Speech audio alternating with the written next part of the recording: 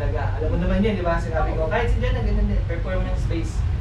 So, doon tayo magbe-base kung when you, kasi nga, di ba, lahat kayo is seasonal. Hey guys! Tamang laman lang. So, andito tayo ngayon sa mukbangan. So, kakain tayo ngayon. Thank you po. Ayan. So, ito i-rate natin, beef bulgogi. Damn. Okay siya. Okay naman. Mabilis ang food review. Next naman.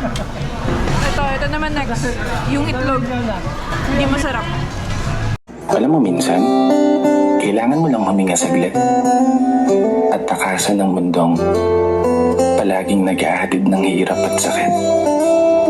Ipahinga mo yung sarili mo at ikondisyon mo ang iyong pag-iisip na sa muli mong pagbalik at pagharap sa mga hamon sa buhay, handa ka na ulit. Harapin ang mga pagsubok ng may tapang nakalakip.